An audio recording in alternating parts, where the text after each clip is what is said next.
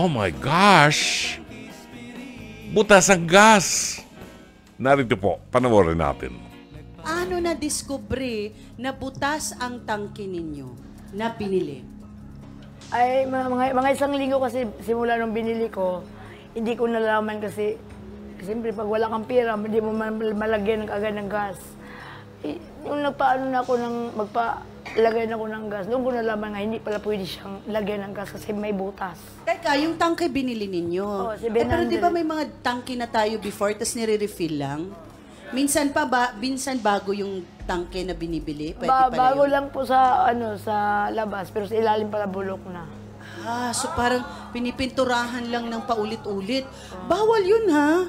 Saka, Kasi pwede kayong sumabog doon at may pwedeng isang malaking sunog dyan sa barangay. Saka masama pa doon, ang ilalim, na pala, yung kulay ng tangke, blue. Yung ngayon kasi orange na yung uso ngayon na mabilis na repilan ng alam na pala niya nga hindi pala pwede, bakit bininta pa niya sa akin? Kaya yun ang nireklamo ko. Kailan mo ba nabili itong tangke ng gas na ito? 3 weeks ago po. 3 weeks ago. Kailan mo trinay na lagyan ng gas? Mga isang linggo. Kasi nag-ipon pa ako ng pambili eh. Tsaka mo na-discover na butas pala. Butas. So paano yun pagkalagay mo ng gas ng alingasaw, no? Gumano na, hindi pwede kasi may butas. So bakit mo to binili? Sino nagsabing hindi pwede? Yung taga-refill. Oo, taga-refill. Uy, naku, nakakatakot. Magkano mo nabili? 700 po. Oo, mahal ha. Ipinabalik mo raw yung ibinayad mo, ipinababalik mo kay Inday. Si Inday ang nagbenta sa'yo ng tangke. Suki ba siya sa lugar ninyo? Suki siya nga, nagbibinta na kung ano-ano. Kilalanin na natin ang nagtitinda umano ng sirang tangke ng gas. Inday! Pasok! Walang butas yun! Natutulang lang! Ano gusto mo? Oh, hindi! Walang butas yun! Sinungaling ka! Sinungaling ka! Walang butas yun! Papayag ka ba ng butas yun? Hindi nga malagyan ng gas. Siyempre, hindi ka papayag nun! Hindi malagyan ng gas. O Inuha hindi, mo ka ng pera. pagsinig mo muna! Aling Inday, butas ba talaga yung tangke ng gas na ibinenta mo kay Malu? Bago mo sagutin yan, magbabalik ang... Face to face! Harapin mo, face to face! Harapin mo, face to face! Ano ang masasabi nyo doon na yung ibinenta nyo raw na tangke ng gas ay butas, Aling Inday? Ma'am, bago ko bininta ko sa kanya, ma'am, sa may-ari yun, pinano sa akin, yung, may bibili ba na ng tangke? Ang sabi ko, oo, may bibili. Pero bago ko naman pinasaan yun, sinabi ko sa kanya na, okay ba to? Ang sabi naman may-ari, okay daw. Kaya, pinasaan ko ngayon, dinala ko sa kanya, bininta, binili niya. Pinasan mo ngayon, tapos dinala mo kay Ate Malu. Hindi mo ba binalikan yung pinagkunan ninyo? Hindi pa, kasi hindi, bago siya sa akin, ilang araw pa, ma'am. Dumaan na. Ilang araw nang dumaan ng Bago siya ako nabutas pa yung tangke. bago niyo sinabing butas. Ngayon, hindi niyo pa nadadala dun sa isa pang kapitbahay. Totoo ba ito, Aling Malu, na Simula sa pagbili ko sa kanya, mga isang linggo ko muna napalagyan ng gas. Kaya lang, doon ko nalaman na butas pala. Kaya kung alam ko lang nung pagbili ko, intro kung butas, ba't ako bibili? Oo. Aling Inday, may katwiran ho yun, pero papakinggan namin kayo. Hindi nyo ba kinausap yung inyong kapitbahay nung sinabing butas pala yung tangke? Nung inanon niya ko, ma'am, siyempre pinuntahan ko rin yung may-ari. Ang sabi niya, okay daw yun. Okay daw yun, kasi ginamit mo daw nila, ma'am. Yung tangke na yun. At saka iba na raw yung kulay. Wala na kung ano doon, ma'am, kasi biktima lang din naman ako sa ma'am. Kasi yung blue rin mga tangke yun. Pero ayaw nyo na raw hong ibalik yung bayad ni Ate Malu. Yan ang hindi totoo yan, ma'am. Ang sabi ko, ibalik ko sa'yo, yung sa akin niya, 100 lang, ma'am, sa akin. Kasi ang sa may-ari, 500 talaga yun. Yung pinabuhat ko yung isa kong kasama, ma'am, tag-100 kami sa 700. Ang 500, ma'am, doon sa may-ari ng tangke. Yun ang totoo.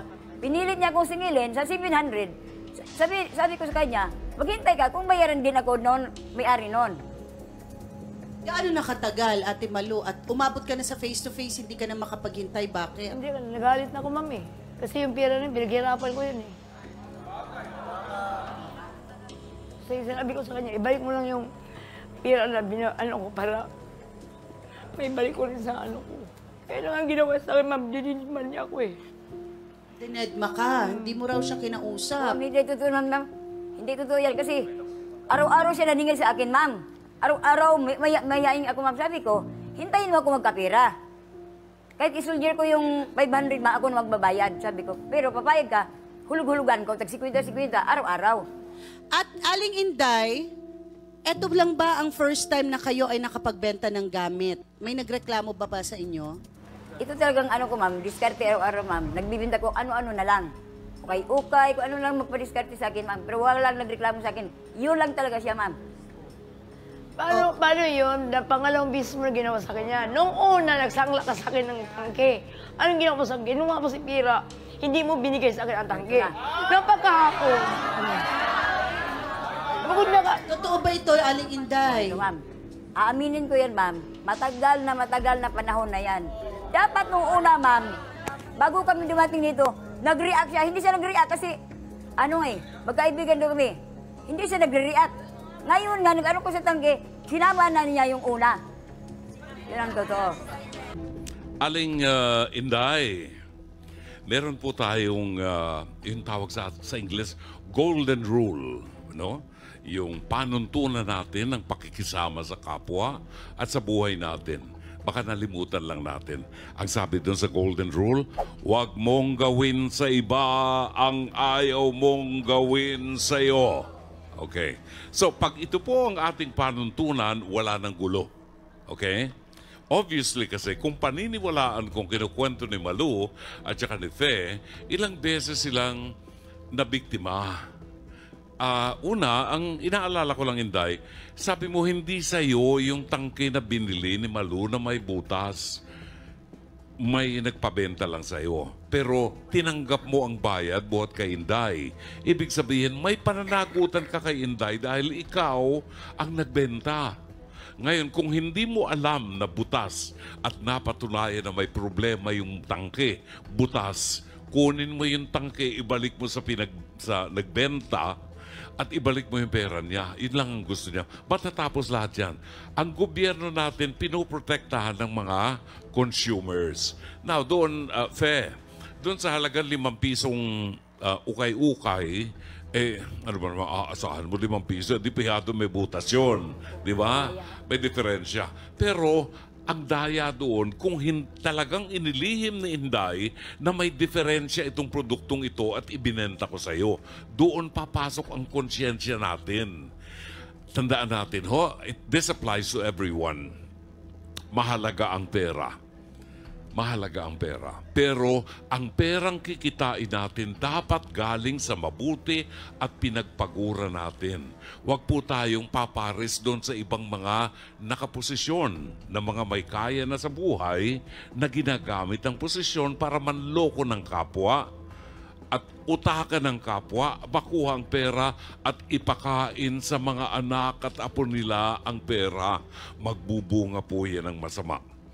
Sa lahat po ng pangyayari, sa tingin ko lamang, doon sa isinanla ninyong 500 pesos na halaga ng tangke, na ibinigay sa inyong 500, hindi nyo na ibigay ang tangke, tungkulin po ninyo ibalik yung pera niya, yung 500. Pasensya na. Pero ito ang kilos at gawa at takbo ng kaisipan ng mga taong sivilisado sa mundo. Maraming salamat po.